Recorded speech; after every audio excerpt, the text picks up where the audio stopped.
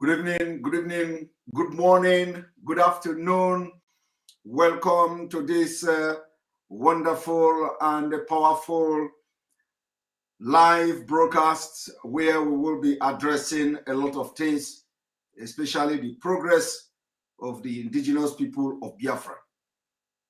If you see me like this, don't get mad. Don't be surprised. This is just me. I am somebody that is very, very, very, very lively. So don't get upset when you see me dressed like this. Because from all indication, a lot of people are so mad. When you mention Simon Ekpa, they are very, very, very angry. So, so you see this picture? I love this man. You see this picture? I love this man. That's how we look at you, like this.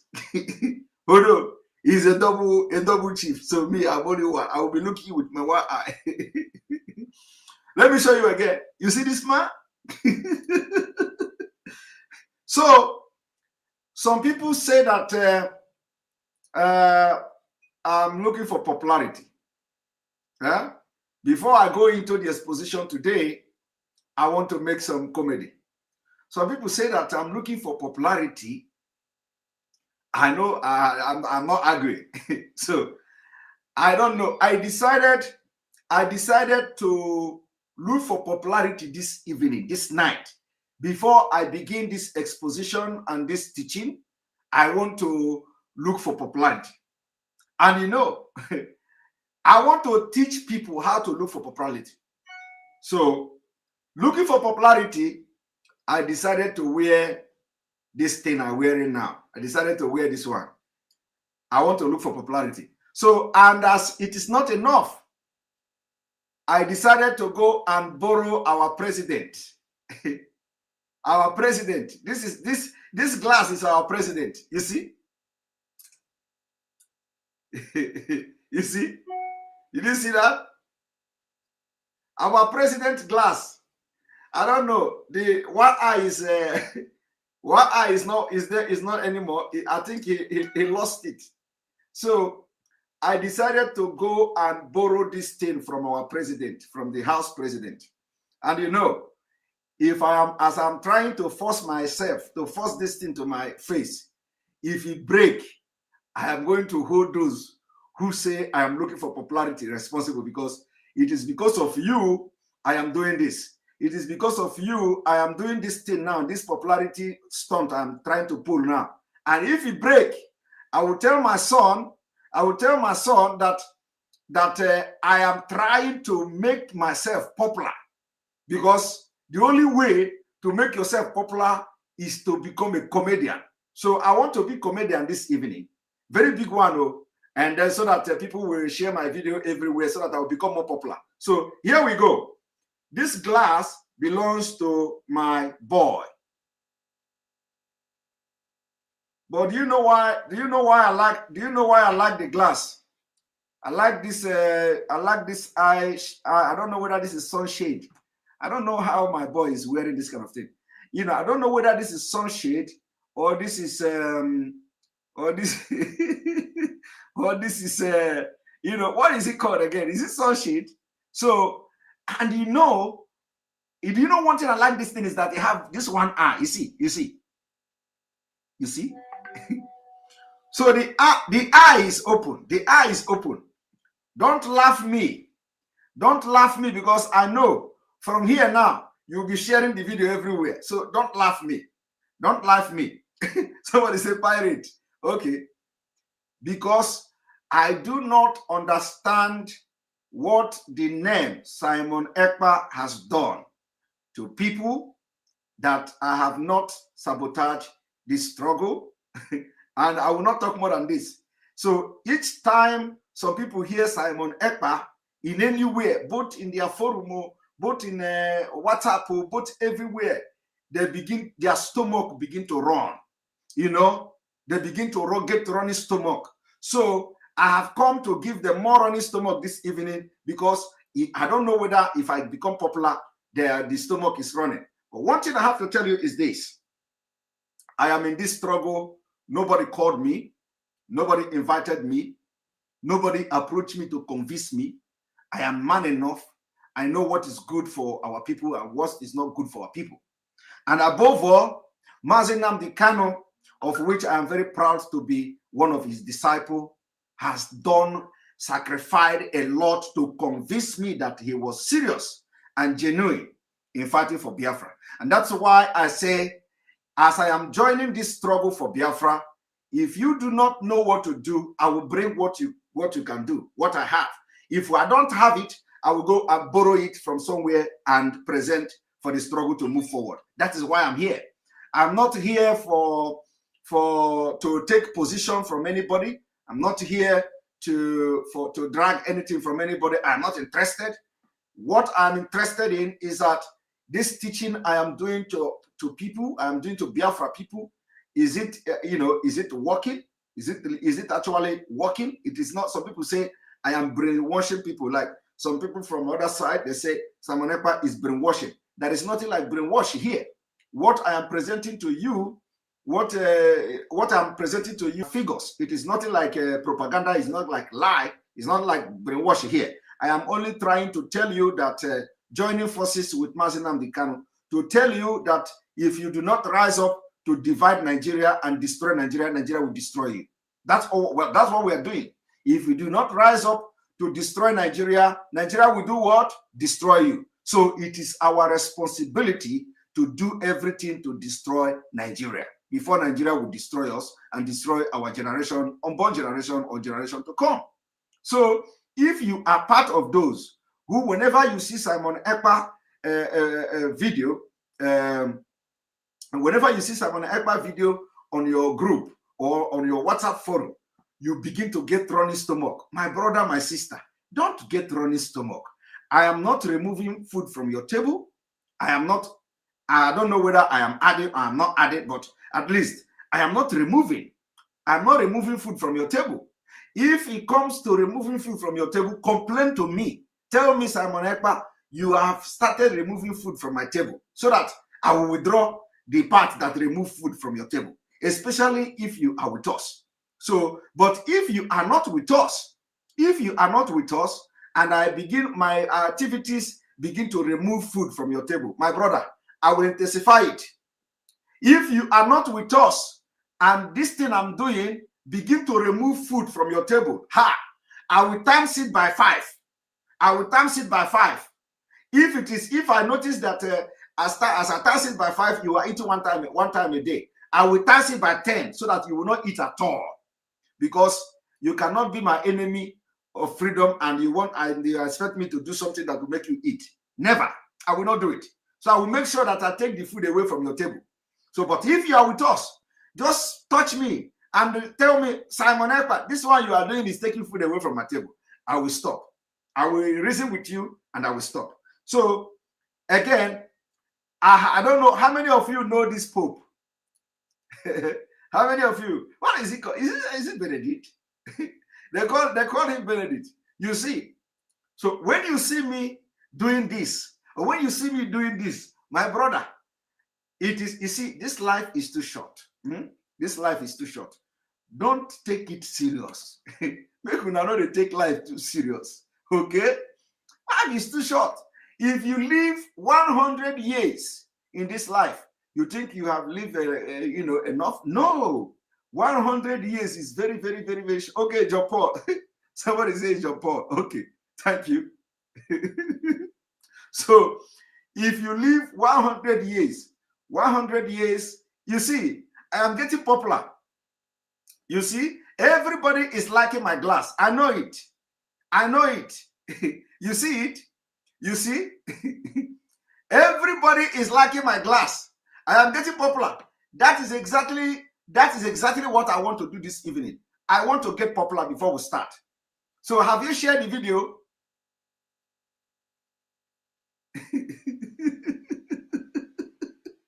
Somebody say, I removed the plate of plantain from his table. No, I don't believe you. Have you shared the video? Have you shared the video? Tell them that Simon Ekpa have turned to comedian this evening. Because that is what they want to hear. So that we can get popular. I want to get popular because I can see everybody is admiring my glass.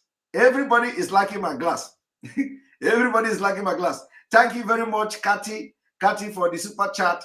The struggle continues. Free MAZI Nnamdi Kanu, free Biafra nation for us and our generation. He say, thank you very much. Yes, free MAZI Nnamdi Kanu is what we are all doing, and we continue to do that. So now, we continue. Please, make una stop laughing. I don't want people to laugh too much because I will join you to laugh. If you continue to laugh now, I will join you and laugh. And when I laugh, I become more popular. I become more popular. Now, I become more popular. So if you are in the category of people who do not want to see Simon Ekpa name mentioned where you are, my brother, I don't know you are existing. Honestly, I don't know you are existing. My sister, I don't know you are existing. I don't know. I don't know. And I may not know until Biafra come. So my own is that I will continue to do the selfless service I'm doing for Biafra. Everyone have his role to play for this Biafra struggle. And I believe by the grace of God, I am playing my role. My role may not be enough at this point, but I will continue to play the role to the best of my ability and to the best of my knowledge. Yesterday, thank you very much, Stella Okeke, for your super chat. We appreciate you. MAZI Simon, you look good. You see? Thank you very much. Thank you very much, Stella Okeke. I know a lot of people are already admiring. You see it? You see it? I said, I know what to do and I will be popular. I know what to do and I will be popular. I just know what to do. And it is happening already. I say, I'm going to get you people this night. All those people that are not paying attention to me. All those people that whenever they see me, whenever they see my video, whenever somebody share my video to their WhatsApp group, they get angry. They will see this one, they will like it. You see, if this one no work, if this particular evening stunt no work, I will pull another stunt tomorrow. I will be pulling the stunt until you like me by force. You are going to like me. You know, I like all these, you know, our Igbo pastors. Iga like you know, when they are saying this thing, I watch Odumeje and what is the name of the other one? What is the name of the Jesus or something like that? I like them, you know. Igbo languages, oh my God. Igbo language is the best. Igbo language is the best. You know, that is how it is. So please, for those who don't understand, just listen to what I'm doing and forget my eyeglass and forget my appearance and all that. Rosalind Ogro, thank you very much for your super chat, for supporting the page. We appreciate you. All right. Naji say, Naji Kog, laws, I don't understand again. Oh. Naji, I believe you are a male. Well, what is happening is that I borrowed my son eyeglass because I believe I am not popular, so I want to make comedy so that I will become popular before the program starts. So you know, by doing this, I'm going to pull a lot of people. So I want to start being popular. I have been watching Nigeria comedy, and they are very popular. You know, they are very, very popular. So some of them have 20, 30 million people. So I want to be more popular than them. I want to join comedy too. So I've started learning, you know, rehearsing how to make comedy. So I believe that I'm very talented in it too. Believe me, if I go into comedy, I will chase everybody out. All right, but I beg Shaggy and Co. Don't worry, I'm not coming to comedy, okay? All right. So we are going to start. Yesterday, I broke the news of what IPOB have done to make sure that we make Nigeria government to stop breeding. And this today, I have come to analyze the video of Bruce Fein. Bruce Fein is the attorney of indigenous people of Biafra in the United States. And so what we are doing to make sure that the fighter jet or jet fighter or the Tukuno aircraft that has been delivered to the Nigeria government is returned is what I'm about to explain to you this evening. Also, I'm going to explain to you what is Leahy Amendment, the Leahy Amendment of the United States of America, and what you should know from explanation of Bruce Fein. And here we go. So welcome to this program. You are watching live and direct. You are watching live and direct on Enter Biafra Channel 1. You are watching live and direct on YouTube. You're watching live and direct on other social media platforms. Flora Akubule, thank you for your super chat. We appreciate you for supporting our page. Thank you very much for your super chat. So we are saying that now we are starting, and I want to first of all explain to you what is Leahy Amendment. One moment. The background of what we're going to do this evening, the Leahy Amendment.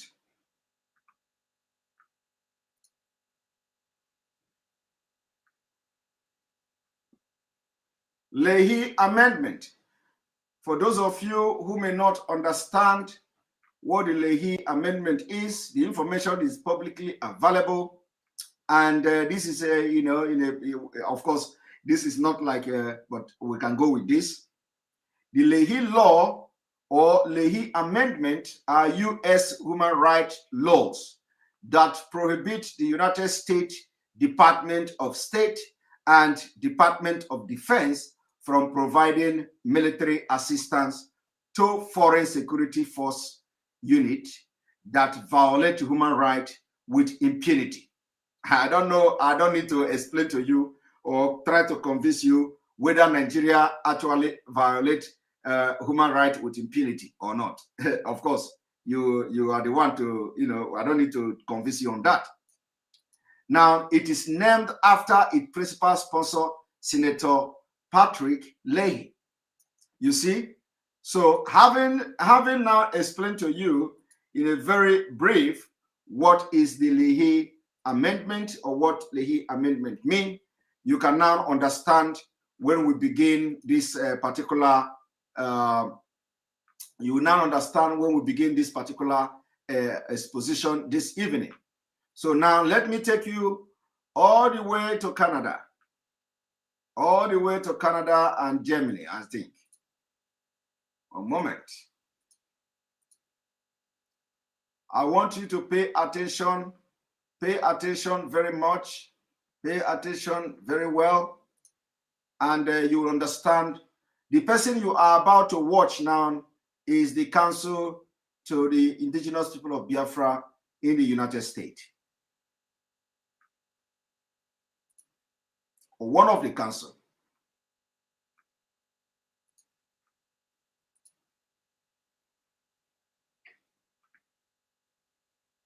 I think it's me. Today is a very timely time, and this period is a very timely period to be having this program. And our special guest is none other than Bruce Fein. Bruce Fein is an attorney in the United States of America, and is someone that a lot of you already know very well. But just in case you do not know, he's an attorney representing the indigenous people of Biafra, IPOB, and MAZI Nnamdi Kanu. We are going to be discussing with him a very important document that is now gone viral, which is an injunction he has filed against the Federal Republic of Nigeria. With me today on this media chat is MAZI Ezoke of Njenje Media. He will be helping us do justice to this discussion. It's always, these are kind of discussions that I'm not able to do alone. So you go and bring some people that they are shaped, I call them coconut head, not because they're coconut head, but because their head is shaped like I'm going to try as much as possible to be very serious today, but there's so much in that man's head that when it comes to serious matters like this, the kind of person I go to. Bruce Fein, you're welcome to this media chat. Thank you for inviting me. Okay. MAZI is okay. You are please very welcome to this media chat. It's always a pleasure to have you. Thank you very much, Chidi, and thank you very much, Bruce Fein. I believe we will have a very well-informed conversations to unpick the nitty-gritties as contained in that document. So, Chidi, you might go ahead. Okay, thank you so much. Now, Bruce Fein, I wouldn't want to mess things up. I want you to do us the honor of explaining to us this document, which is now in the media space. What is it all about? The origins of the case go back to 2017 when President Donald Trump approved the sale of 12 A-29 Super Tucano military aircraft to Nigeria for $600 million, despite the fact that we have had longstanding amendments to the Foreign Assistance Act, they're called the Leahy Amendments, that prohibit the transfer of weapons to any foreign security service guilty of egregious human rights violations. It is quite obvious, based upon President Buhari's statements insinuating he's involved in conducting a second edition of the 67-70 genocide of Biafrans, that these weapons will not be used against international terrorists. They'll be used to continue the genocide against Biafrans in the Southeast. The case that we have brought is against those in the executive branch of the United States responsible for the delivery of the A-29 military aircraft. And 6 of them have been delivered. 6 have not been delivered. We believe that at least we have a chance, even by highlighting the apparent conflict between the weapons and the Leahy Amendments, that the Biden administration, which has professed a commitment to human rights, unlike President Trump administration, may well seek the return of the Super Tucanos and cease delivery of the remaining 6. There's also, I think, a great deal of sympathy with the Democratic-controlled Congress about stopping any weapons sales to Nigeria. These considerations were not available when the weapons sales were initially approved in 2017, because President Trump was scornful of human rights, and the Republican Congress was not going to challenge anything that President Trump did. And of course, in 2017, Congress was controlled by Republicans, not Democrats. So the gist of our lawsuit is that the delivery and the sale of the Super Tucanos was in violation of the law. The Leahy Amendments would prohibit these weapons transfers to foreign security services guilty of egregious violations of human rights. And we believe it's transparent. The human rights are compiled every day on the ground with videos and otherwise documented by independent human rights groups like Amnesty International. And therefore, we're asking an injunction against any further delivery of the 6 remaining Super Tucanos Nigeria, and a return of the 6 that have been delivered back to the United States. The lawsuit, however, is not filed in isolation. We have a larger, I think, plans with IPOB to try to move the political barometer towards an independence referendum in the Southeast, similar to one that was offered South Sudan in 2011, because historically, legally, and otherwise, it's obvious that the Fulani-controlled government cannot tolerate, a free and thriving Biafran community. And we think that under international law, such a referendum is clearly justified, and the lawsuit is a part of the quest to shine light on that imperative. All right. Thank you. I know there's a lot of explaining that you have to do to make us understand the implications of that junction. But MAZI is okay. I know you are someone who sees behind the letters and who takes time to try to dissect information.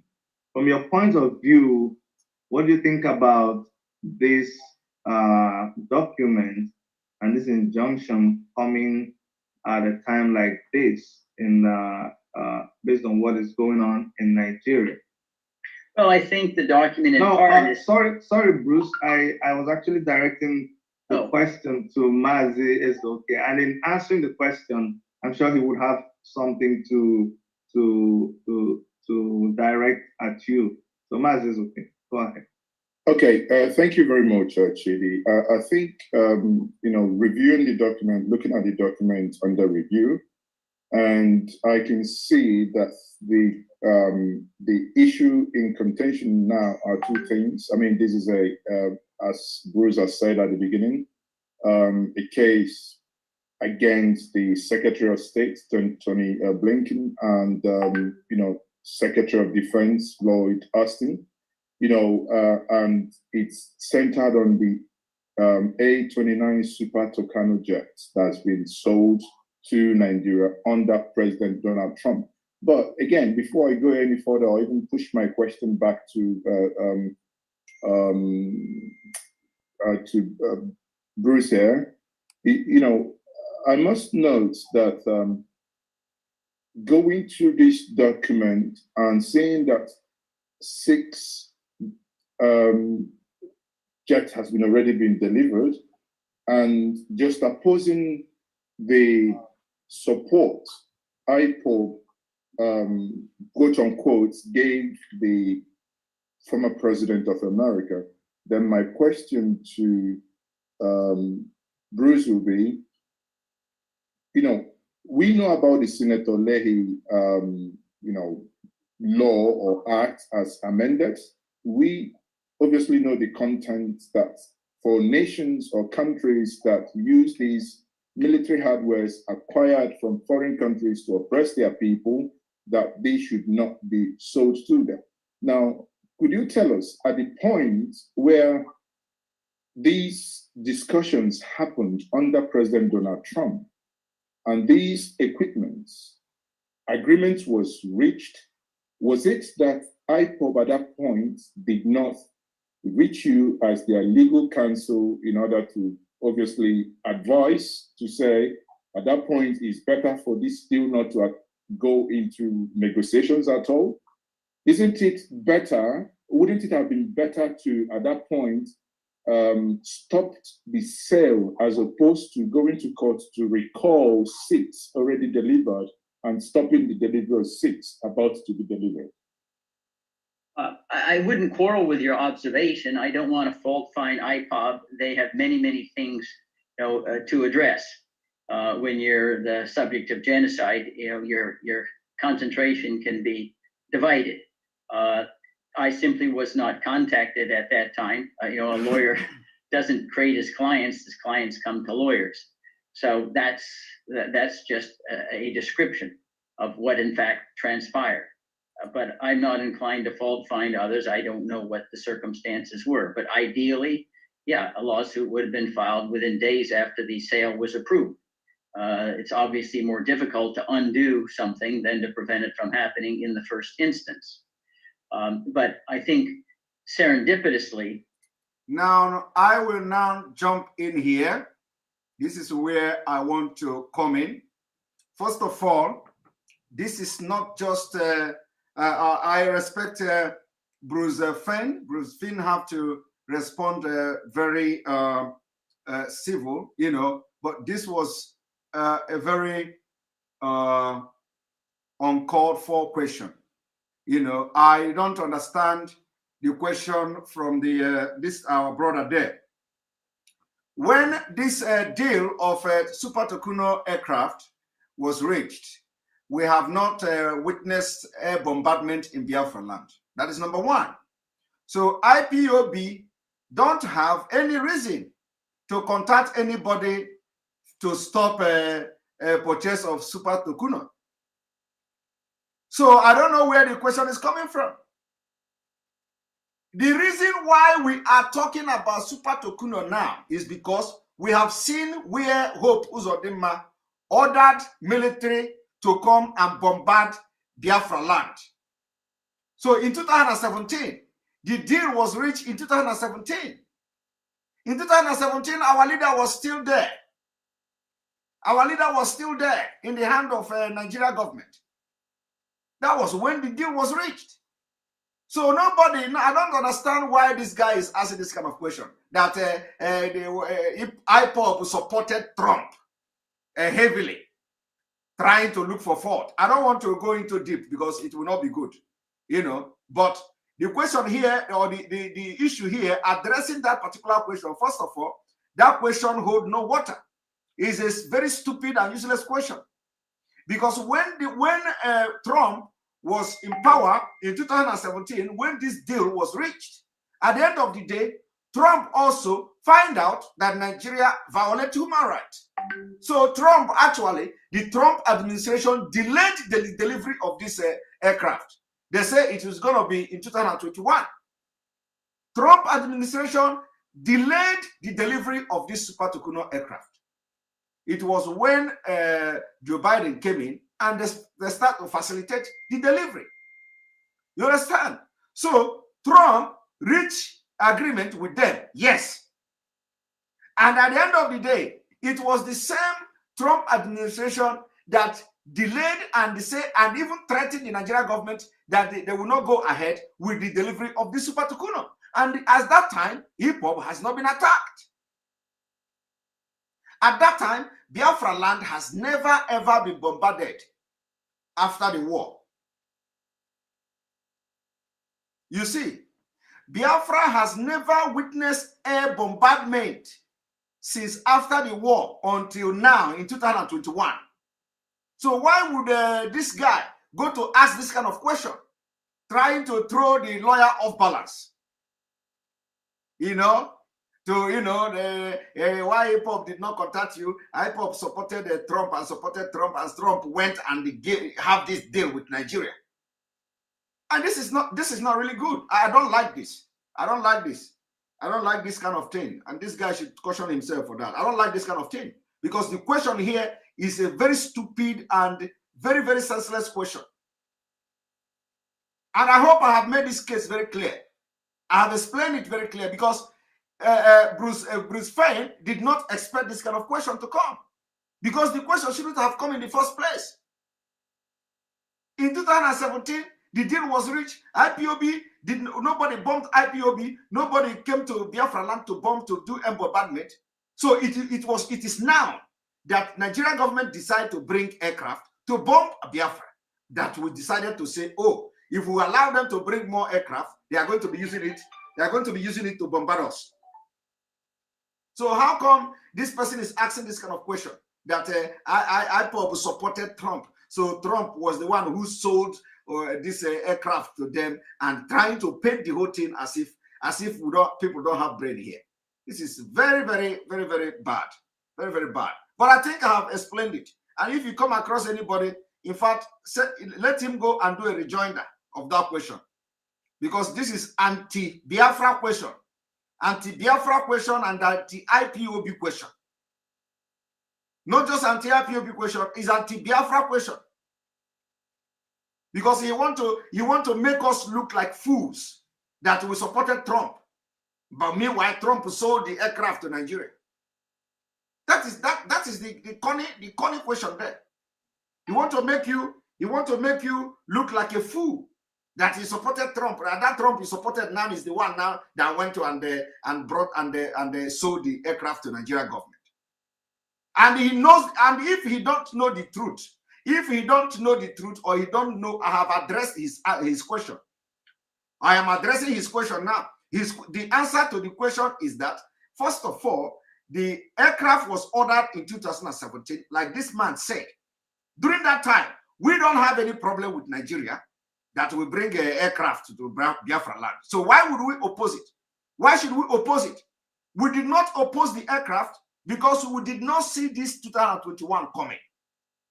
And Trump, who facilitated the agreement, also did not want to release the aircraft to Nigerian government until Biden coming.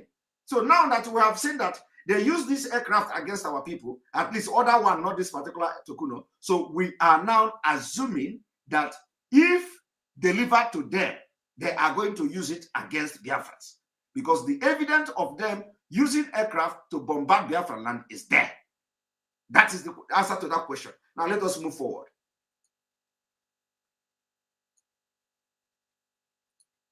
In some sense, the belated filing is a little bit to our advantage.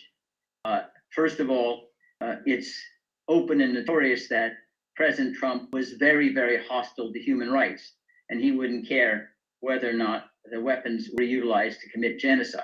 He used very derogatory and indeed vile language at one point to describe Nigerian immigrants, you may recall. Moreover, in 2017, the Republicans were the dominant force in Congress, and they were reluctant to do anything that was opposed to President Trump. Now we have a Congress controlled by the Democrats, and they also are considering obstructing companion kinds of weapons, not necessarily the Super Tucanos, because of concerns over human rights. You may recall during the Obama administration. And then also there is something I want to bring here. When you look at the way Bruce Fein is responding to addressing this particular question, you find out that he is not Republican. He's not Republican. So what this question also is trying to do is to incite, to in a way tell Bruce that this IPOB self, they did not support this Democrat.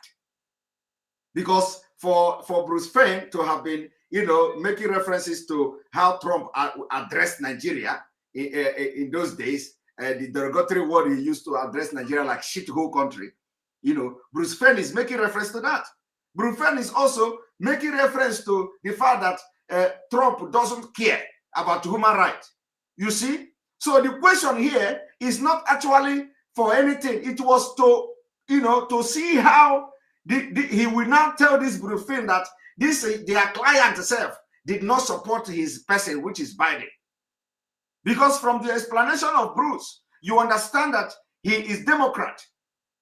But let me tell you, our own is that our own knows no bound. We don't have boundary. We don't have boundary. It is, if you become a president, we work with you. If you become an American president, we work with you. We don't work with party. Party is it. Party is a secondary thing. So if as a Joe Biden now is the president of America, we are going to approach him. If we want favor from him, we approach him. We take him. We regard him as a leader of the world, and there is nothing anybody can do about that. So the question here is not only just to ridicule the IPOB.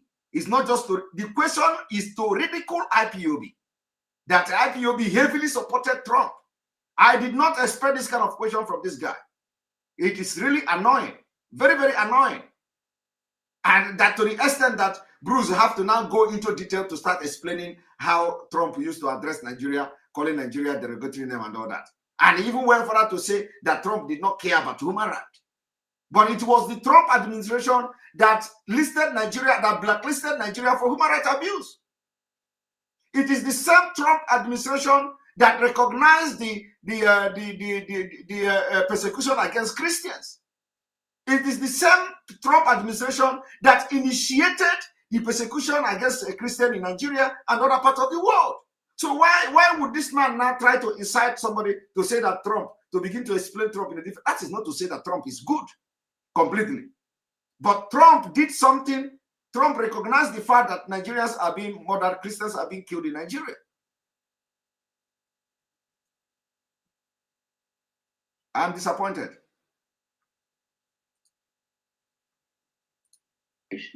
That there were a holdup of some Cobra helicopters because of concerns over human rights by security services that would use them.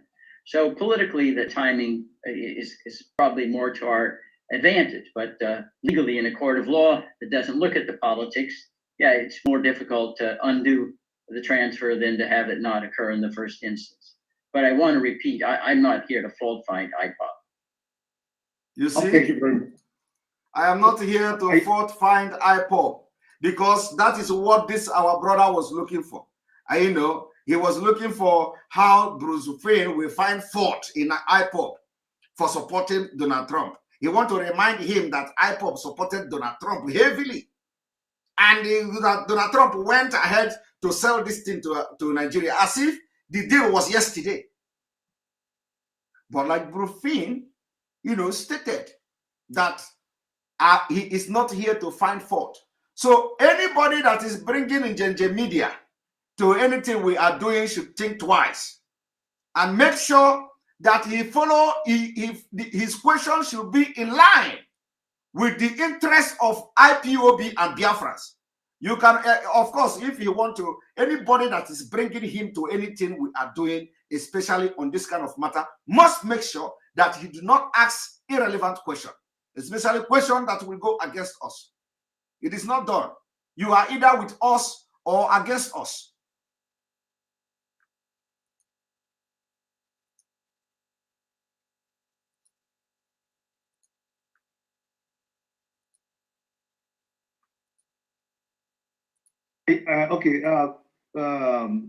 Just before we go ahead, I want to recognize the presence in our midst of Omoyele Sowore. Omoyele Sowore is a resident of US and a citizen of Nigeria who has had run-ins with the federal government of Nigeria. He's been a victim like your client and knows firsthand what kind of institution is the Federal Republic of Nigeria, and we're pleased happening in Nigeria every minute. So I got pulled away to another issue, which is also a human rights issue. Because I was, you're aware we have some people who are in detention because they put on Buhari's t-shirts. So, Dr. Chidi, pardon that I may not be able to turn on my camera. I'm laying down because I have stomach flu. So, but it's good to be here, and you know, just take it away as usual, and we'll talk about what we know from this end, what is going on, and why we think the lawsuit that has been filed by Bruce Fein is very timely and important, because I think we have to understand that Nigeria is going through full-blown tyranny at this point. When you have rogue regimes who go out of their ways to abduct citizens, kidnap people from outside the law, outside international law, everything must be done to stop them before they start carrying out full-blown genocide. You know, so they're doing them already. Some small, you know, they're carrying out massacres now here and there, but ultimately they want to go in that direction, I think. So what Bruce Fein has done, I read part of it, right? Is most welcome. I mean, what IPOB has done in filing this suit. I'm not a lawyer to determine whether it would survive or succeed or not, but the fact that it's out there is very, very important. Thank you very much, Moyle Shore. Bruce Fein, I'm going to ask you a question like the layman on the streets of Nigeria. And I want you to to give some confidence to the man on the street in Nigeria who sees the government of Nigeria consistently and persistently over time flout court orders and just go ahead and do whatever they like, ignoring international laws and statutes.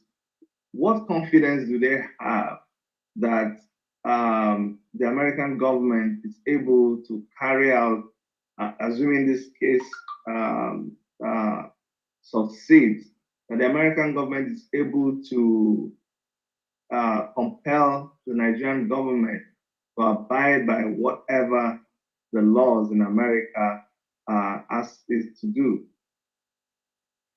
Well, I think that the respect that is commanded by United States, federal courts is greater internationally, certainly than in Nigeria's compromised judicial system. And the price that the government would pay in Nigeria for flouting a U.S. court order is a different order of magnitude than disobeying, their own laws.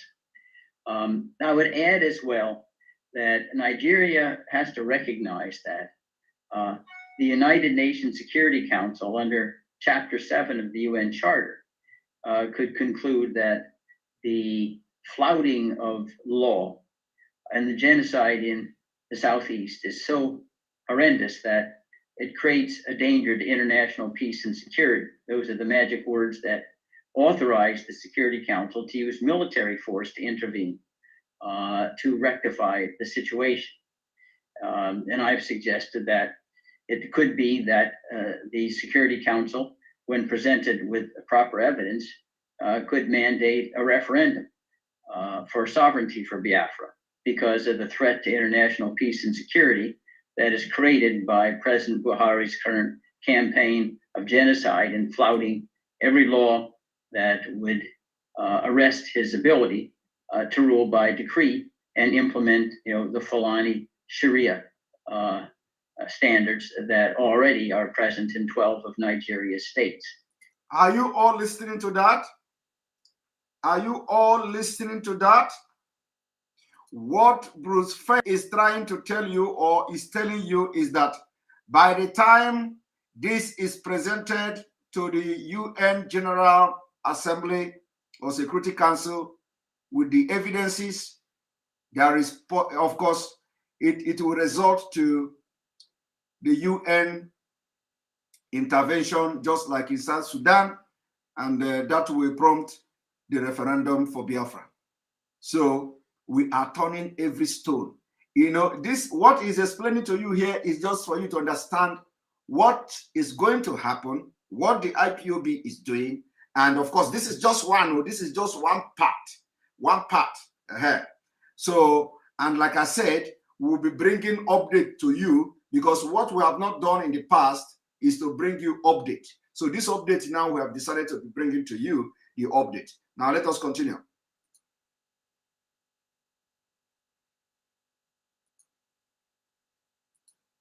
So Nigeria has to be concerned about the ramifications. It's not able, I do not believe, to thrive with the subject of complete international isolation, being treated as a pariah country similar to South Africa when it was operating under apartheid. There are remedies, as it happened with South Africa, that could result in the expulsion of Nigeria from the United Nations for not subscribing to United Nations treaties like the Universal Declaration of Human Rights. Now, I don't want to be overly, Pollyannish and thinking that we can snap our fingers and Nigeria will become a government that complies with the laws. But we have to do our best, and certainly experience teaches that it is possible to convince governments that they better turn square corners if they don't want to avoid, complete, international ostracism. And I say one example is South Africa, which led to the transition away from apartheid into Nelson Mandela's release. Okay, So actually, may I take the next question? Because Go ahead. In his comments just now, he mentioned about mandating referendum. You know, he mentioned about that. Then I have two questions for you, Fein, here. One is, you talked about mandating referendum, and I would want to know, is referendum part of the mandate from your clients to demand via these courts, you know, via this suit? And if yes, second question thereof will be, is United States of America able to intervene in another jurisdiction in a different continent to affect any push for referendum? It's a wonderful question. The lawsuit itself kind of sets the stage for a referendum, but it doesn't ask for one because a referendum is not the remedy for illegally selling and transmitting super tucanos to Nigeria. But the intellectual foundations are set by the lawsuit. The referendum can be authorized by the United Nations Security Council. The United States itself was instrumental in securing a referendum for South Sudan in 2011, which basically established a separate sovereignty from Sudan. And that was a referendum that was organized and conducted by the United Nations Electoral Unit. So there is precedent on that score. Are you people hearing it? Are you people listening? Because when we are explaining it, they say we are miscreant. When we come here, we sit here, we explain the role of the United States. They say, how can the United States come and give you a referendum? We sit here, they say, you don't, are you listening? If you don't listen to me, you listen to him. He is a Harvard, a respected lawyer in the United States. You see that?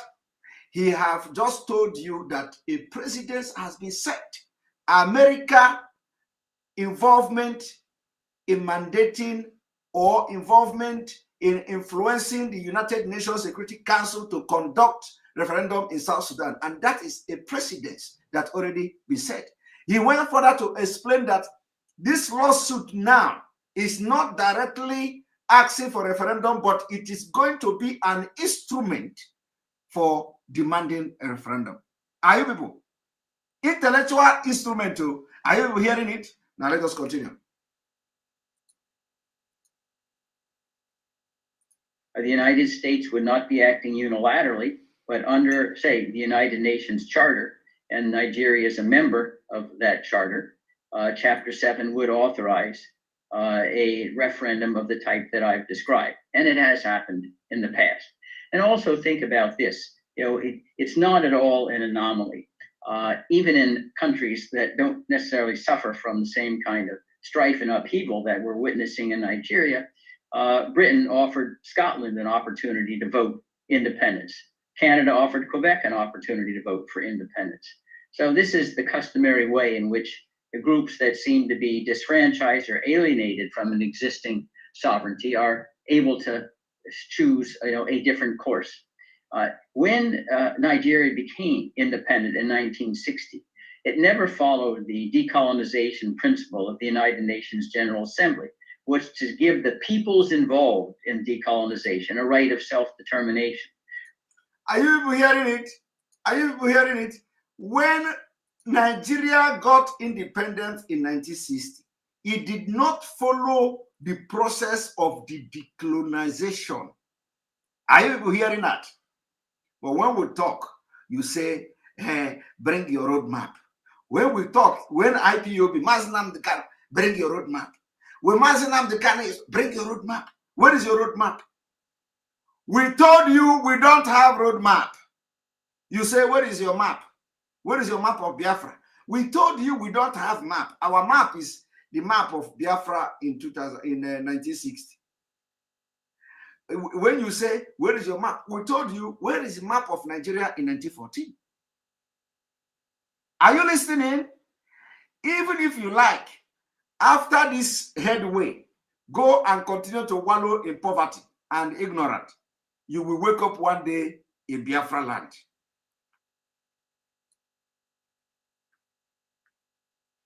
Thank you, Oliseka Gary, for your super chat. We appreciate you.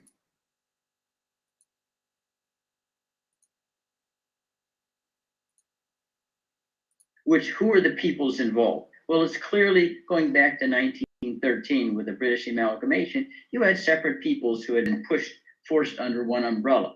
And it's a little bit of an oversimplification. You had the Fulani, the Yoruba, the Biafrans, all forced out of the divide and conquer theory of the British under one sovereignty for the convenience of the colonial ruler.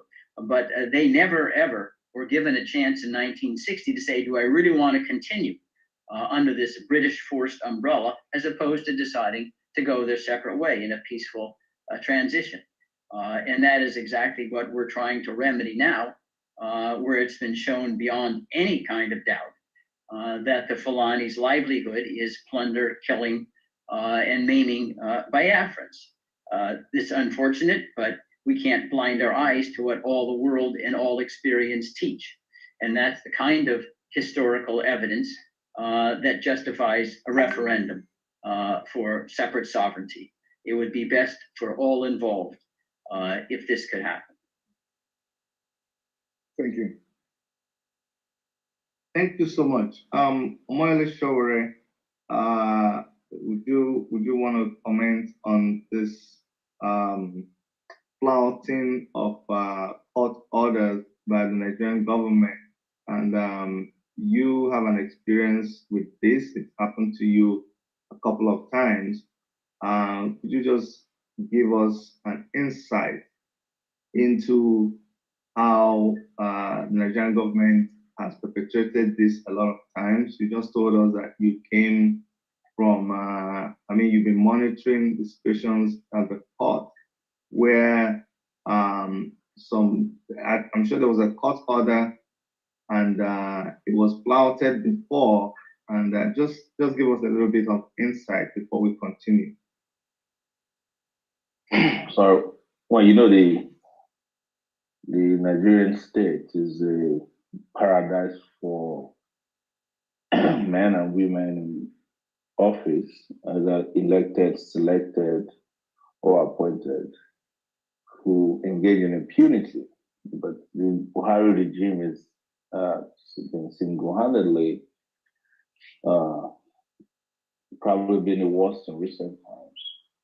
What it turns out is that this has been his modus operandi. In 1984 and 1985, there was he got into power in 1983, I think around December. So but his real tenure was between 1984 and 85, and he was kicked out of power in a coup in 1985, August specifically, it was in August 1985.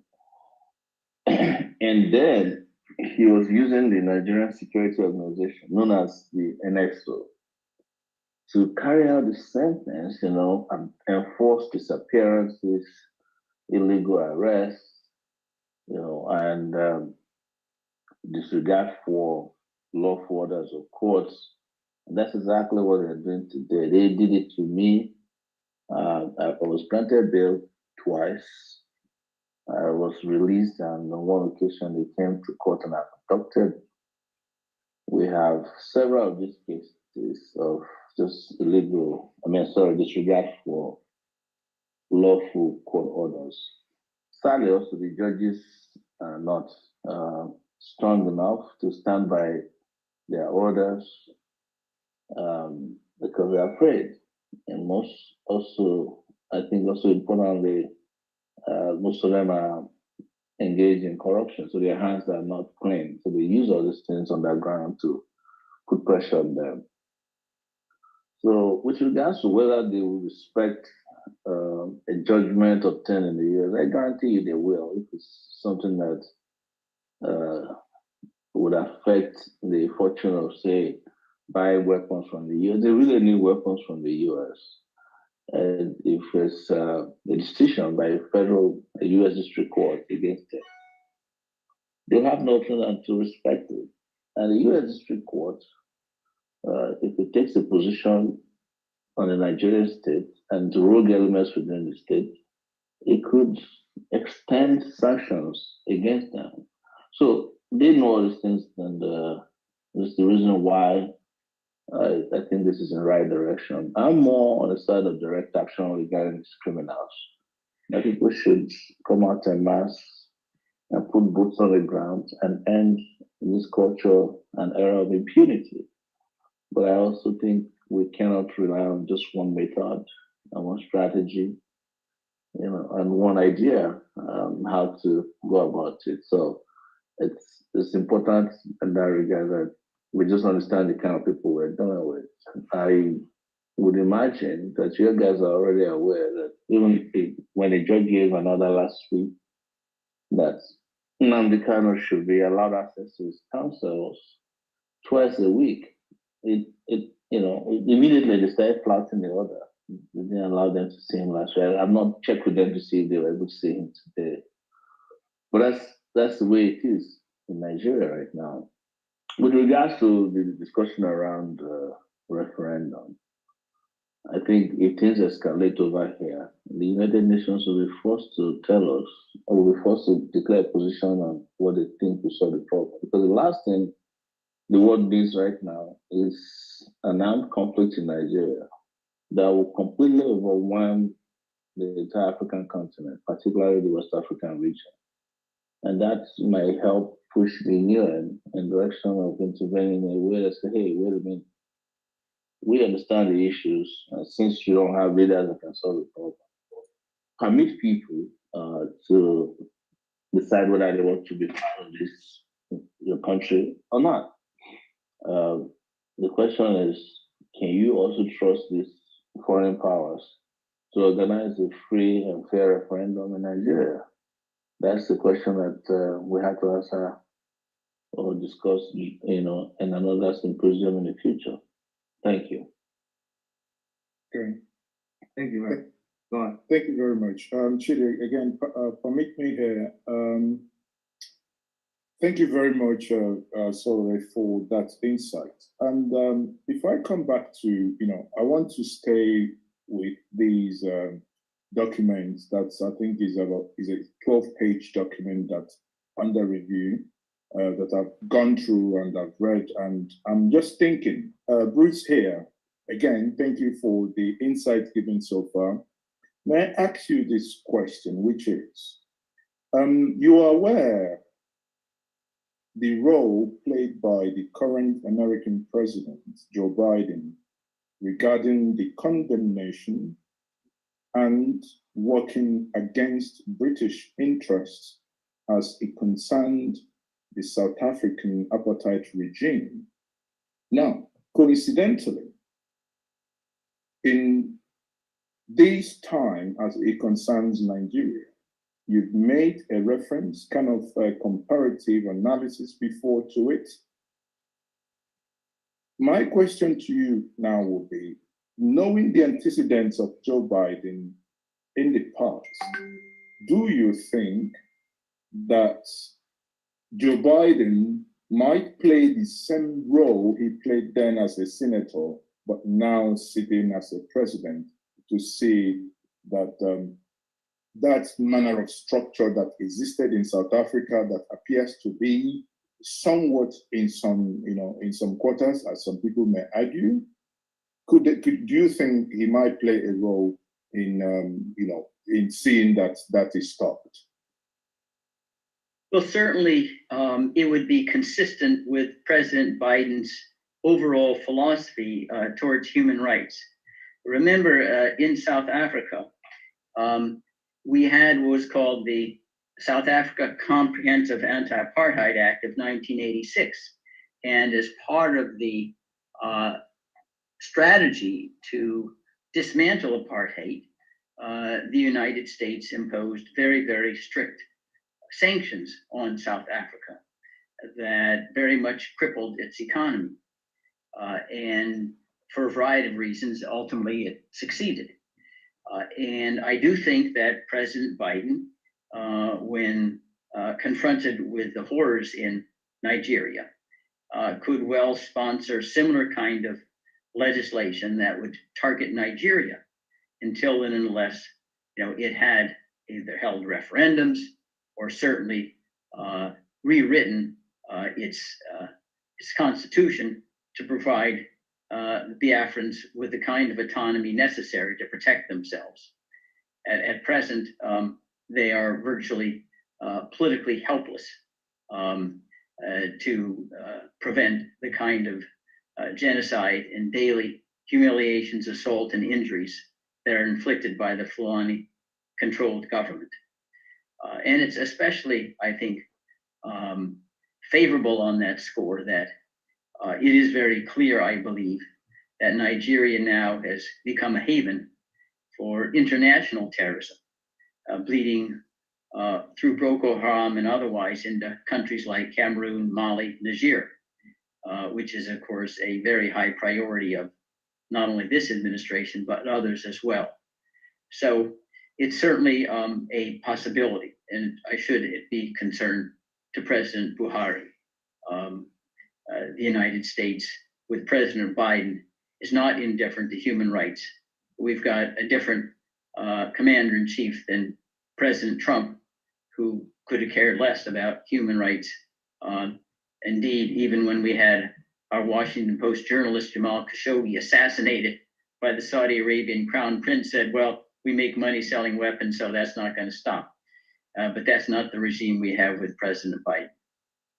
So basically, it means that the Nigerian president must have issues and concerns to worry regarding issues surrounding human rights abuses, as long as Joe Biden remains the president of America.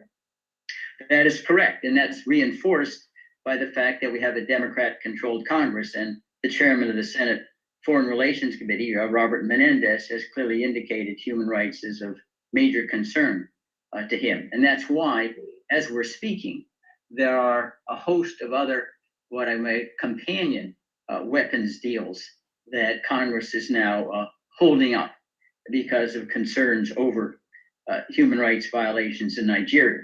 I say under President Obama, and remember, Joe Biden was President Obama's vice president. We refused to sell Cobra helicopters to Nigeria because of human rights concerns. And that was when Vice President Biden was instrumental in the inner circle in providing advice to President Obama. Yeah, but if we go back to during Obama's time, the former the governing party then in Nigeria, called the People's Democratic Party, the PDP, actually accused the opposition then, that is the party of President Muhammadu Buhari, as being the brain behind the non-sale of arms to Nigeria to fight then Boko Haram and other insurgent groups then. So do you think it had anything at that point to do, do you think it had more to do with the political parties and the oppositions coming to America to influence that decision? Or do you think under Obama's presidency, it was more and categorically to do with human rights abuses? Well, I think it related to human rights abuses, to be candid, that have been, unfortunately, almost epidemic for many years. It rises and falls, but I think it's reached a new plateau with President Buhari, who had given kind of a dress rehearsal for what he was going to do when he was a military dictator in 1983 and 1985. A leopard doesn't change its spots. But I do think in 2016, the administration felt that these kinds of weapons, oftentimes that are hijacked to oppose or to be used against political opponents rather than international terrorists. So all I think 2016 shows is that the United States has indicated a willingness to say we're not selling. Somebody Candy Mai 121. You said, oh my God, why he keep asking questions about the past? Well, the reason why he keep asking questions about the past is that he actually have come to this program to look for answers from Bruce to exonerate those, to exonerate APC, especially to exonerate them in a way that people are accusing them that they went to America to influence the arm embargo placed on Goodluck Jonathan. So what Njenje is doing here is driving the interest of APC Buhari government. You know, so that I don't know whether he's expecting what is the, in fact, what this question now, if he get the answer, what is he going to use it to do? So he is expecting Bruce Fein to tell him that yes, the decision to place arm embargo on Nigeria then was politically motivated. Is that the kind of, is that the brain that is running in this guy? I don't know this guy to be like this. So he's asking this question to Bruce, for Bruce to now act, you know, answer him that yes, it was actually politically motivated. When we saw APC government flooding America, they went and used lobby firm to lobby Obama administration to place an embargo on Jonathan, thereby allowing Boko Haram to sweep entire north. Now, he is asking the question, is it because of human rights abuse, or is it because some people are accusing APC? Can you imagine this? So people are accusing, so he wants Bruce to tell him that, yes, it was politically motivated. What a nonsense. What a nonsense. This is what we are facing now. I don't know what he's trying to establish. Whether he's trying to establish that Joe Biden did not sell plane to Nigeria at that time because of the human rights abuse of Goodluck Jonathan. You know, so he want Bruce Fein to tell him that you know, it has nothing to do with politics and it was not politically motivated. We are talking about IPOB 2021. Hope Uzodinma ordered aircraft, military aircraft, to go to Imo State and bombard people. And there is a new development. The new development is that this aircraft were delivered this year, 2021. And we don't want the remaining one to be delivered. On top of that, we are demanding the return of the one already delivered.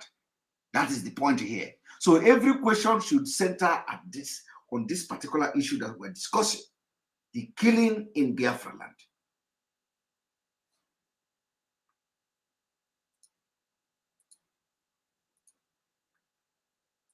Weapons to countries that are unable to keep the weapons out of the hands of those who are oppressing Biafrans and other in Nigeria. I have a question. I want you to help us here and be clear on that. A lot of times there's been a boast that the American government is really not concerned about the issues in Biafra, okay? But I hear you say that the government of America has actually, or is deliberating, or maybe you should make it clearer, that they have stopped some arms deals that were already in progress. Would you want to clarify on that? Yes, there are a lot of other, weapons sales of ammunition, and I think some of the Nigerian press has reported on this, that have been put in abeyance, if you will, because concerns that have been voiced by various members of Congress, and say that's even though it wasn't successful, that was used to by Congress to try to block sales of weapons to Saudi Arabia. So there definitely is a constituency in Congress that takes the Leahy Amendment seriously. After all, Senator Leahy himself is chairman of a very important committee, the Senate Appropriations Committee, and Congress feels especially solicitous of statutes named after one of its prominent members to ensure that it's properly enforced. And the language is quite clear. If you have security units engaged in egregious violations of human rights, they can't get U.S. weapons. And anybody who has the least familiarity of the ongoing convulsions and strife in Nigeria knows of the human rights violations. They're daily, and you can see them in video. It's not complicated on that score, even though it's rather grisly to look at. And I do think that in the United States, we do have a human rights constituency. It's not the only one. There are other elements that come into play. But to be candid, Nigeria is not a country that basically advances our larger United States global interests, if you will, on national security matters.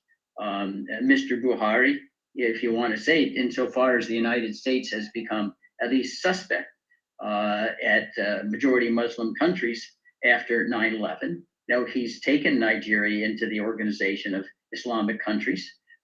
He clearly tolerates, if not supports, the 12 states with Sharia law, which is not friendly to the United States.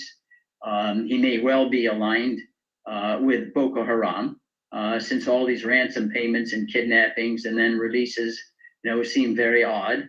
At the time he was arresting and kidnapping Nnamdi Kanu, he's releasing over 1,000 former so-called Boko Haram members who suddenly had miraculously redeemed themselves with recanting Boko Haram murderous ambitions and released them all without any court order. So all of these kind of elements come into play, I think, to suggest that the current regime of Mr. Buhari is not one that's friendly. Did you hear that? Did you hear that? He said that one of the things is that I want you to pay attention to this critical point here. One of the critical points here is that they are releasing Boko Haram without court order. I didn't hear that. They are releasing Boko Haram members without court order because they don't take them to court. So they arrest them, they abduct them, they release them without court order. This is a very vital point, very, very important point, that they are releasing, as they are abducting MAZI Nnamdi Kanu, they are releasing Boko Haram without court order. Like court did not give order to release them. So there is no court. They don't take Boko Haram to court. So I want people to pay attention to this. This is a very big point.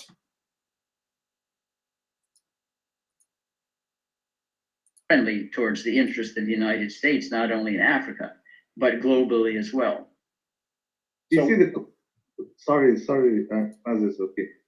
The concern that the average Nigerian has, and Omolesho already talked about this too when he was talking about how far we can trust foreign countries. We did have a very, very important protest a couple of months ago, the NSAS protest, which involved the largest population bracket, which is the youth in Nigeria. And a lot of killing came out of that protest. And you also confirmed here right now about the awareness of the United States of the atrocities that are committed in Nigeria, which is all over the internet. But it seems like, I don't want to say that the United States pays a lip service to these things, because people seem to wonder how many people need to die, how many of this mayhem, what's the extent to which it has to get before we see a decisive action from the United States government. Well, I mean, I understand the United States is not a saint. Countries have interest, realpolitik, oftentimes trumps human rights. But remember, even in South Africa, Nelson Mandela was not released overnight. It was a long struggle. And it's very, very tragic that people die or are maimed in the interim. But, international action doesn't happen overnight. Say, South Sudan had a referendum in 2011, but in the interim, there are a lot of people who died and they didn't come back to life with the referendum. So that's all I can say. For those who are confronting, the danger and the possibility of death every day, I understand it's of little solace.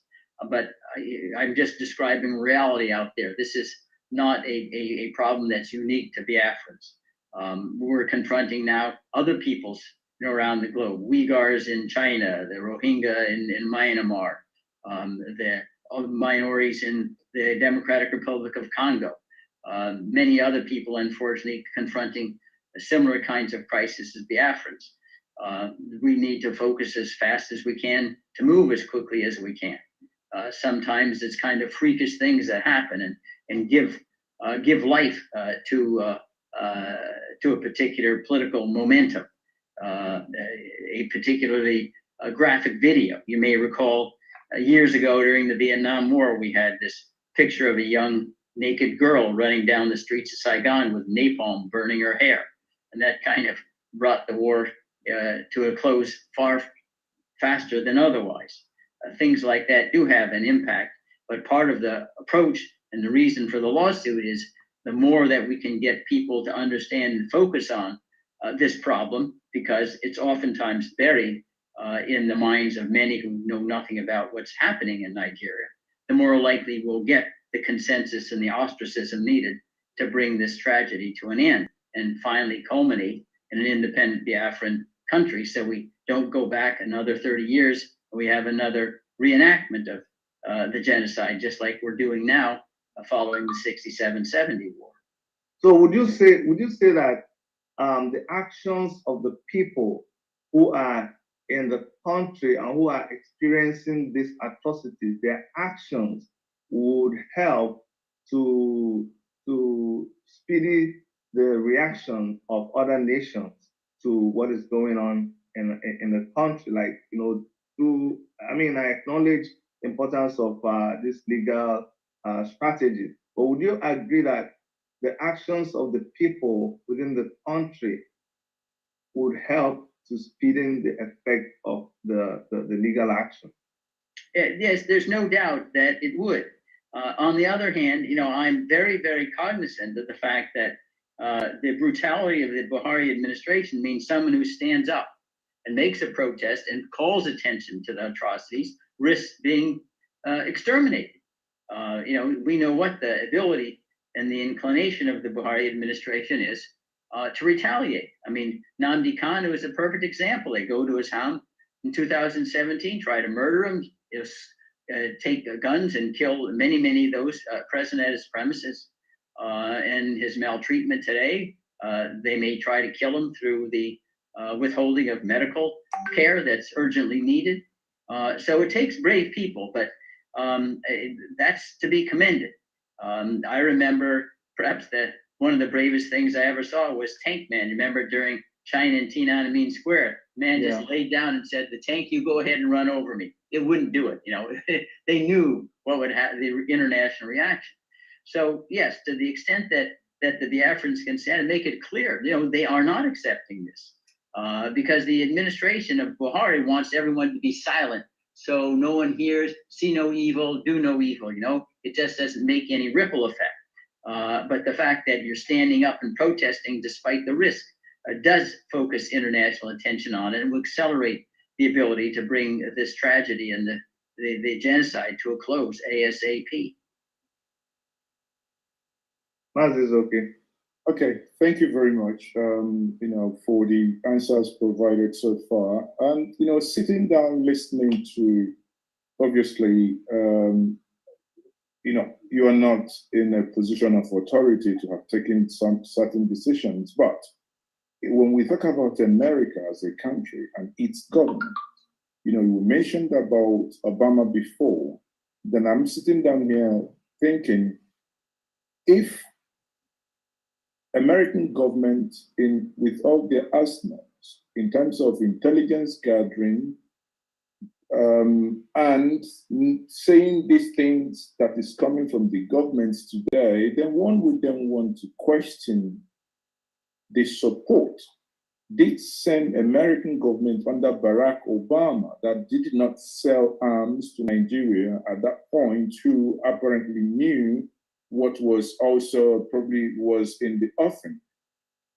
Then I question how come, that administration gave so much support to the realization and to the point that this current administration came to power. Oh my God. I can't stand this anymore. I can't stand this. I can't stand this. We have to stop. I can't stand this anymore. All right. The most important thing is that you have actually listened to the man himself, Bruce Fein. Bruce Fein have explained what is the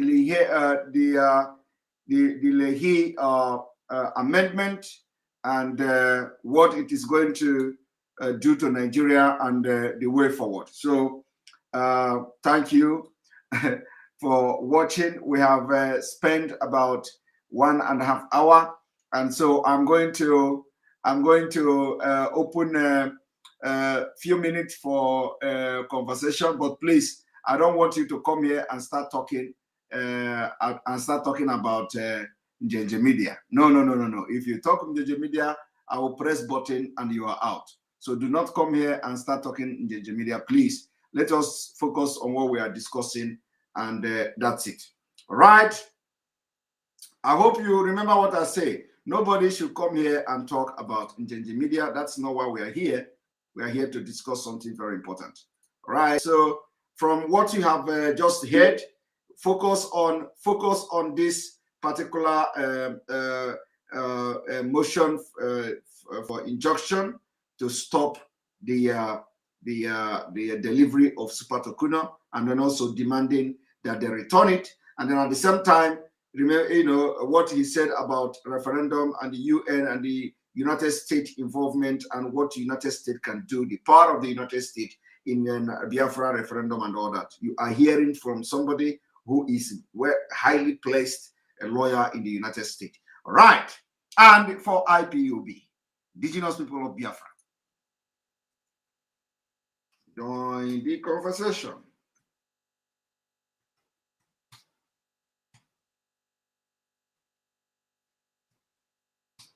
Here we go.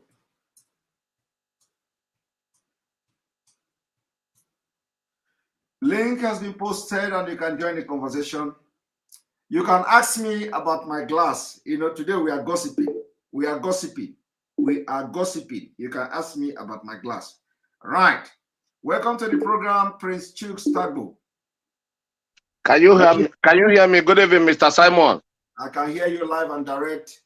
Okay, that's fine. I want to use this opportunity to thank you for the good work that you are doing, for the exposition that you are doing to those people who did not believe that our leader, MAZI Nnamdi Kanu, has been doing a great job. Even bringing this in now, most of them will confirm from this man now speaking as the legal this in the US. So this time I want to inform, I want our people to know that our lawyer, Mr. Ifeanyi Ejiofor, visited our leader today. I don't know if so many of them is aware of it. Yes, we have actually posted it, but for those who may not have seen the message, so our lead counsel, Barrister Ejiofor, met with our leader, MAZI Nnamdi Kanu, today, and everything is fine. Like I have always said it, but it is good to confirm it like this. Yes, it is true. It is confirmed. All right. Maybe tomorrow, DOS, they will still speak. By tomorrow, our DOS will come out to speak too. Yes. Okay? Yes. All right. Thank you for the good work that you are doing. Thank you very much. Let me give time for other people to call. Thank you very much. Thank you very much. All right. Okay. The priest of peace, welcome to the program. Thank you, my brother. First of all, I want to make reference to what Bruce Fein was saying. Actually, those media people that were asking him those questions were just being mischievous in the sense that they don't understand what Trump has done, and going back and forth, bringing in the issues that Obama did this, Obama did that. Yes, Obama did something, but Obama also brought this administration that is a wrecking hell ball to every indigenous people in Nigeria. It's unfortunate that it's annoying to listen to those kind of analysis. But coming to what Bruce Fein is saying, is very clear imperative that the IPOB is an organization that has a mission. It's an organization that is focused. It's an organization that know what they are doing.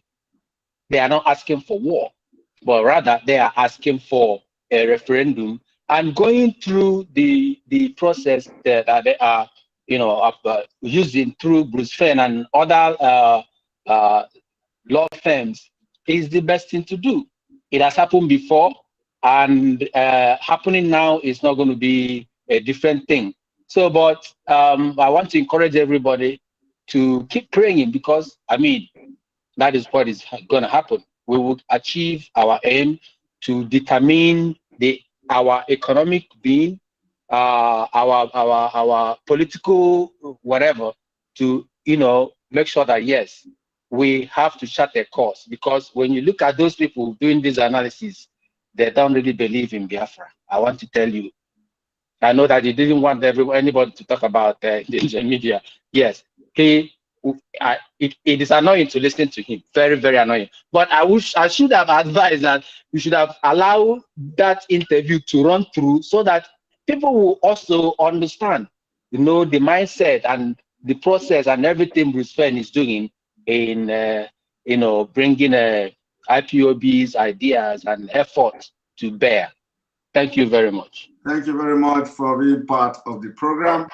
And Ifeanyi Peter Obi, thank you very much for your super chat. We appreciate you. Ikwi, good evening, good morning from here. Hey Simon, good evening. How are you doing? I'm doing very fine. Welcome to the program. Thank you. Just really quickly, first of all, thanks for all the hard work that you do. It's it's a blessing to have someone like you as a part of the struggle. So thank you very much. Thank you. I want to ask maybe a quick favor. Is it possible that you guys can create just kind of like a postcard that anyone can download and send where they want? The reason behind this is because to send a postcard where I am in the US is 50 cents. Okay, it's 50 cents. So if I had a postcard, there's 2,500 people that can send a postcard every day for a month. You're talking about $17. $17. 2,500 people spending $17 every month for an entire year gets you close to 1 million postcards. Imagine 1 million postcards with the reason why I'm asking, can you guys get the postcard? If you get the postcard and the information on the postcard is very simple. This is what this is why we want referendum. This is what's going on in Nigeria. And you tell us a place to send that postcard. That place will be flooded with postcards. It will be impossible for that place to not know what's going on. That's simple little things like that. We can collectively organize ourselves. So, we don't need 10 million different postcards or 20 million different messages. If you guys can organize just one postcard, $17 a month, 2,500 people can send close to 1 million postcards, whether it's to the White House, whether it's to CNN, whatever. So that's just one thing, that postcard. The second thing, earlier, I missed my chance earlier today when you had your first showing, but one thing that came up were all these doubts again. People with all these doubts. How can we feed ourselves? Yada yada yada. Listen, while we are waiting for Biafra, people should self-organize themselves, so that if there's a question about how will we begin to educate ourselves, how will we begin to feed ourselves, what part of the economy, do you know now by yourself you can just find a group of people that are like-minded, that has an idea about how education should work in Biafra, how power should be working in Biafra, how this one should be working.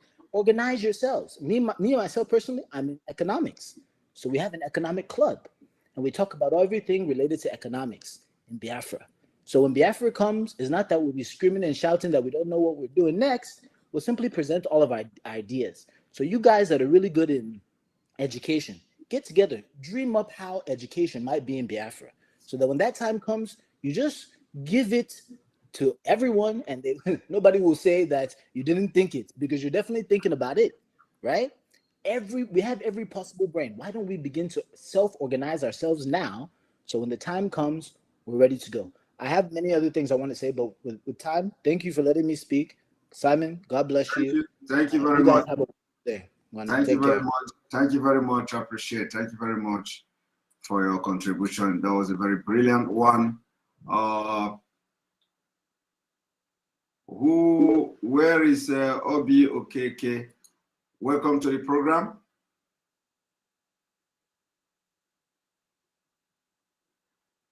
Obi Okeke, welcome to the program.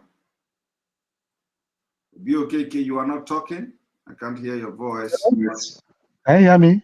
Yeah, I can hear you. Go ahead. Yeah, I just want to commend you for the good work you are doing. I want to make a simple appeal.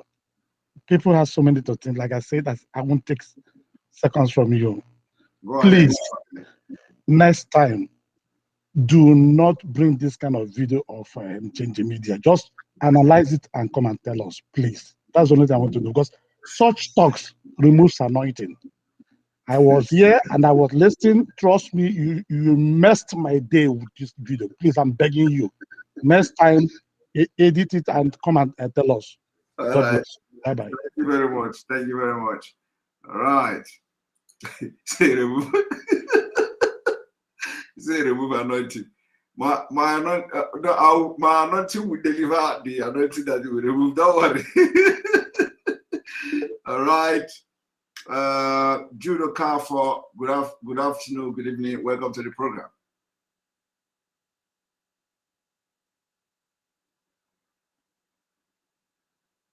Judo Carfor is not talking.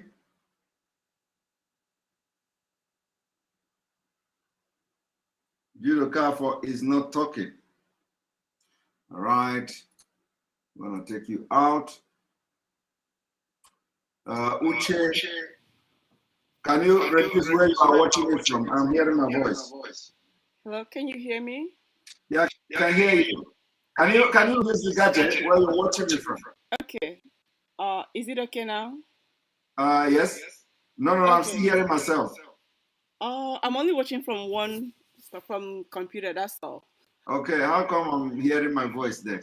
All right, go ahead. I think it's better now. Okay. So thank you for letting me in. I've been watching you for a long time, but I have never had opportunity to talk to you. And by the way, this is your first time. Yeah, this is my first time talking to you, but I've been watching you. Like, even if I miss the program, I'll go to the YouTube and watch it. So wow, welcome to the program. Thank you, and your glasses is superb. So forget about all of this stuff. So. Thank you very much. Thank you very much. So I have two things to say. One is about referendum. I have been thinking about this question all along, like how can we make sure that it's going to be secured? Well, by the way, I'm calling from California, US. So how are we going to make sure that it's going to be secured? Because that has always been my worry.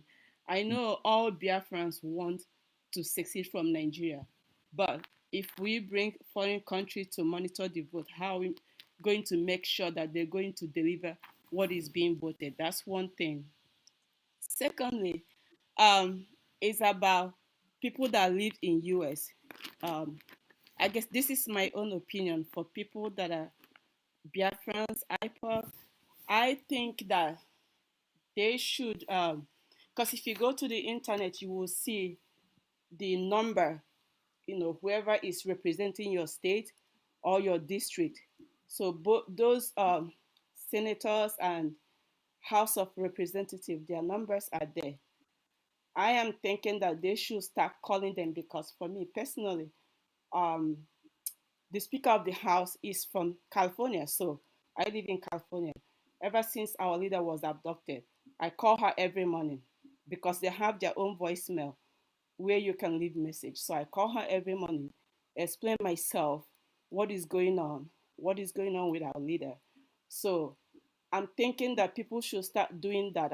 I'm not saying that it's going to fasting Biafran referendum, but maybe like when we bombard them with phone calls, they might listen. So I do that every morning, and I'm encouraging people people that live in USA to do that because their number is accessible and online. Thank you so much. Thank you very much, Uche, for that. Can you repeat again your first question or comment? Oh, my first question was, how are we going to make sure that, when we have a referendum All right, thank you. So, yes, that is now the Biafra people will supervise that referendum. Referendum is taking place in Biafra land, and if by the time that time comes, we may also consider having the referendum or giving the opportunity to people in diaspora to vote as well. We are going to fight for that. So the issue of being afraid of rigging the election or rigging the referendum, as the case may be, will not come up, because now we have mechanisms in place to protect our vote. We have mechanisms in place to protect the referendum against every obstacle of the Nigeria state. So that we can assure everybody that the most important thing is that let them agree that they are giving us a referendum and leave the rest. Okay, thank you. Yes, well, I'm assuring you, it's an assurance. We have the mechanism in place to protect that vote. Okay, thanks. Thank you. All right, Mr. Nick, welcome to the program.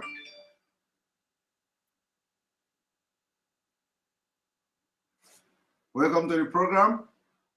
Mr. Nick is not talking. Ujunwa, good evening and welcome to the program.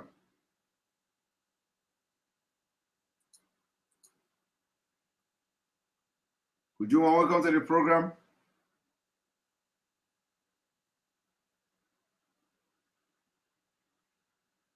Ujunwa, are you there? Ujunwa is not talking. Faith Win, welcome to the program. Thank you for having me. This is my first time calling in. Well, our ministry is growing. This is your first time. Welcome. Oh, Simon, I've been listening to you for the longest. I'm the coordinator, IPOB coordinator in Delaware. So, my popularity get to you today. Thank you.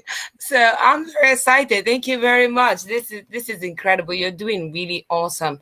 I just want to appreciate your efforts and your charisma as well. It adds flavor to the whole thing. That's incredible.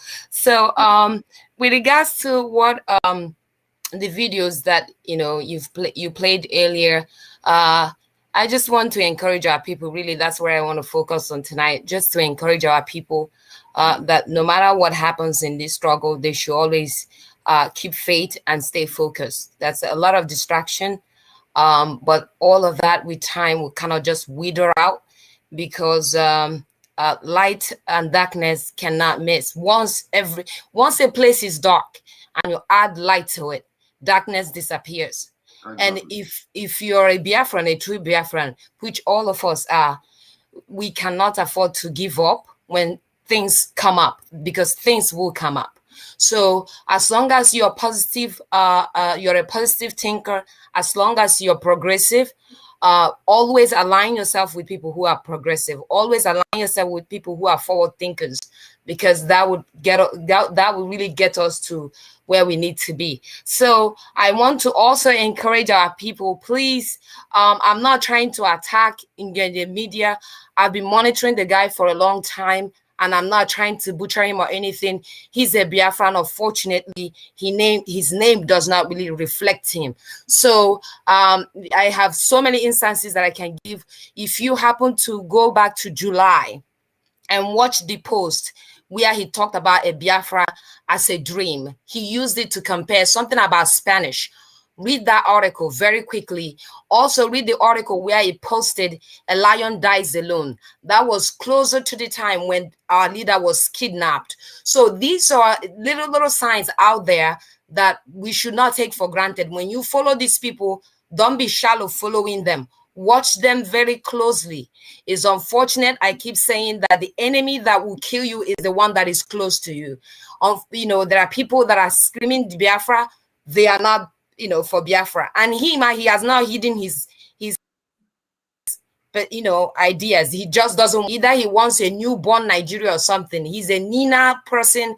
He's Tony Nina the handman. He's just the guy he's out there. His work speaks for itself. So these people, they know what they are doing, but we are greater in number and we are forward thinkers. They are educated yet, but illiterate. So thank you very much for giving me the opportunity. God bless you all and remain focused. We are sending our letters. Please do not be discouraged. For people in the United States, I sent letters to all our senators regarding the Tokuno. I got a response from Senator Coons here in Delaware. So we are doing stuff. It's not everything that is out there, but we are doing stuff. God bless.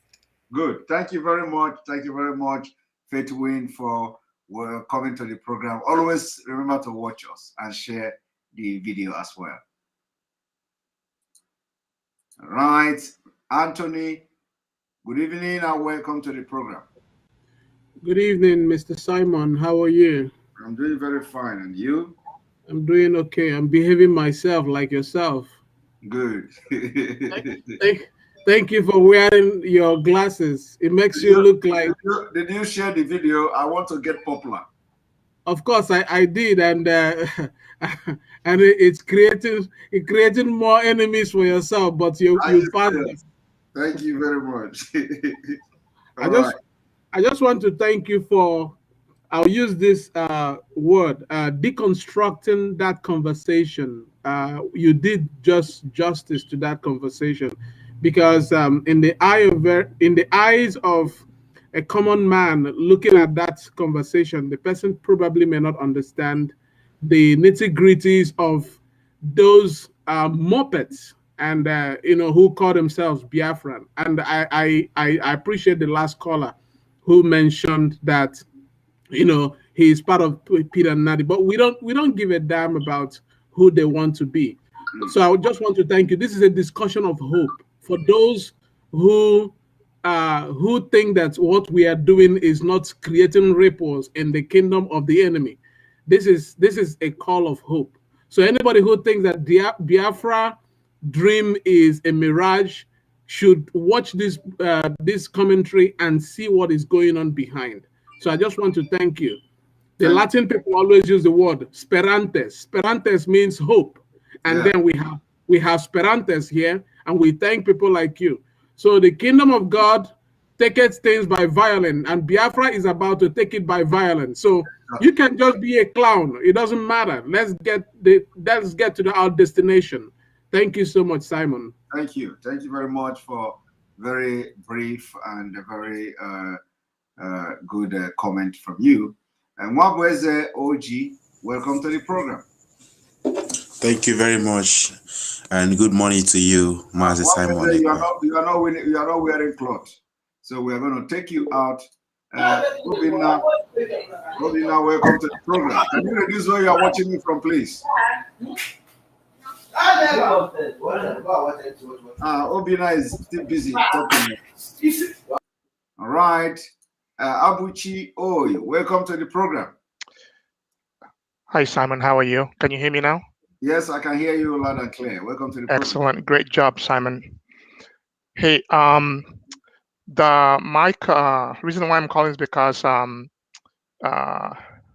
your last guest talked about civil disobedience. And I think that civil disobedience is probably one way that we can quickly accelerate our cause. I know that the stay at home on the 8th of this month is basically one way of civil disobedience. Yes. But I think that we can probably make a much bigger traction by basically being outside. Maybe the next level of the civil disobedience could be maybe marching on the streets. If you do this like in 10 cities in Nigeria, or multiple cities in Nigeria and also United States at the same time, several days and several weeks. I mean, BBC, CNN, they must notice, right? So I think that's probably a much a bigger way to build traction. We did this in South Africa March during the apartheid march to stop apartheid in South Africa, as well as Angola, right? Or maybe even like the MLK holidays in the United States. So I think for the world to notice us more, we need to build more traction in civil disobedience. That's my 2 cents. Okay. All right. Thank you very much. Thank you very much. Noted. Thank you. Thank you. All right. Free MAZI Nnamdi Kanu, welcome to the program.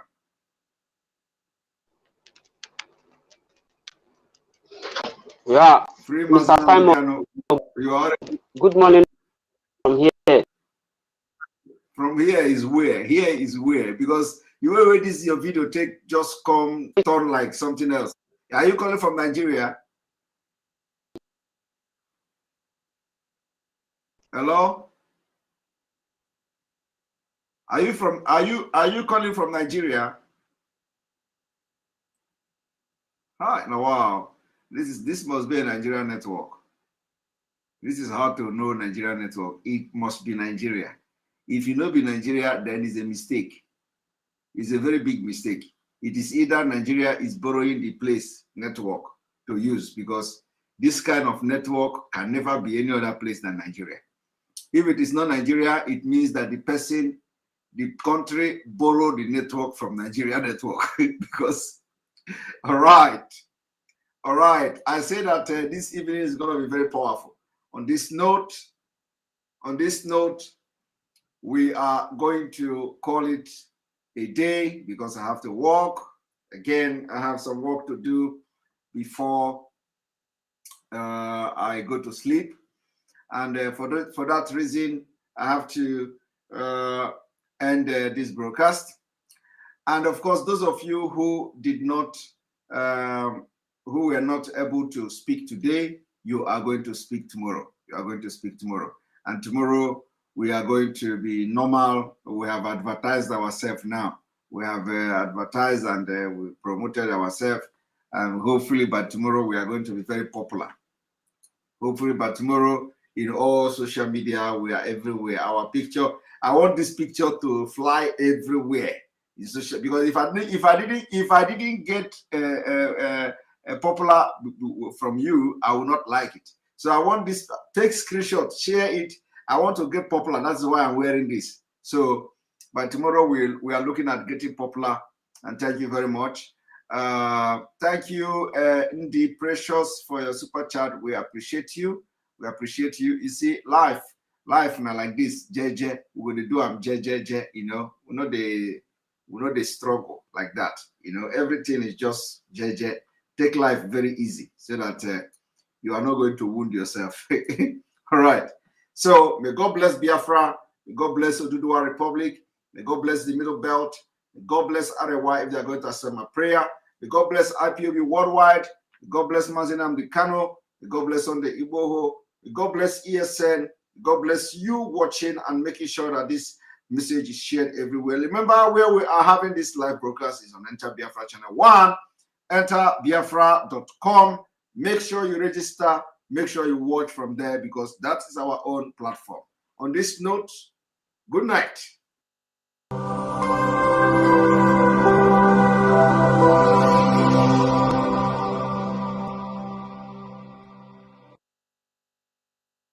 Attention, attention. IPOB, one family. This announcement is for those outside of the USA that wish to donate to the Eastern Security Network Fund that is based in the United States. Because of the fees that donators have to pay the bank when sending wires, we recommend that if you're sending less than $250, that you donate through the IPOB USA website. It's fast, simple, and less expensive for you. Go to our website, www.ipobinusa.org/donate. That is www.ipobinUSA.org/donate and make your contribution. When it comes to keeping our people safe, every bit counts. After all, the security of our communities is our responsibility. Let's make this happen together.